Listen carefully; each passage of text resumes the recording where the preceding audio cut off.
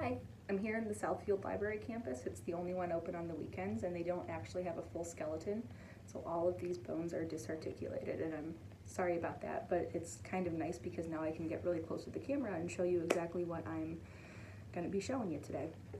So we're going to get started with the radius. You can see this is the radial tuberosity right here, the ulnar notch, and then the styloid process right here. For your hand, we're going to get started with the carpals. We've got the scaphoid here, just under the thumb, the scaphoid, the lunate, the pisiform, and the triquetrum, the trapezium, the trapezoid, the capitate, and the hamate. And then your metacarpals, you start with your thumb. So this is your first metacarpal, it's your pollex, your first metacarpal, second, third, fourth, and fifth metacarpals. And then as far as your phalanges, you start with your thumb again. This is your distal and your proximal phalanges for your first, and then the second phalange would be your distal, intermediate, and proximal, distal, intermediate, proximal, distal, intermediate, proximal, and then you end with your pinky, your distal, your intermediate, and your proximal.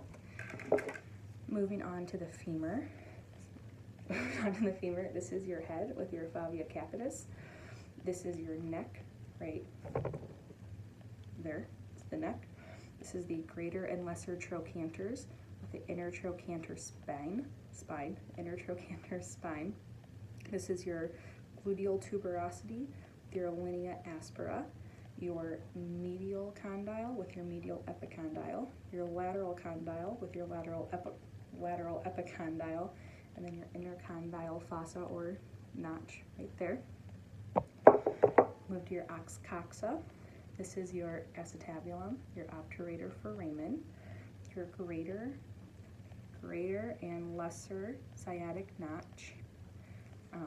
Then your anterior, this whole thing, this is your iliac crest, your anterior superior iliac spine, your anterior inferior iliac spine, your posterior superior iliac spine, and your posterior inferior iliac spine. This is your ischial tuberosity and your ischial spine here, and then your pubis. This is a right patella. You can see the smaller side here, their medial side. Medial is mini and lateral is large. So your medial side obviously points to the medial of your body, so that is a right patella. This is your, it's embarrassing. This is your tibia. This is your tibial tuberosity, your medial condyle, your lateral condyle, and this is your intercondylar eminence. So these little bumps there, tibial tuberosity, and then this is your medial malleus right here. Your fibula is this guy, and this is your lateral malleus there.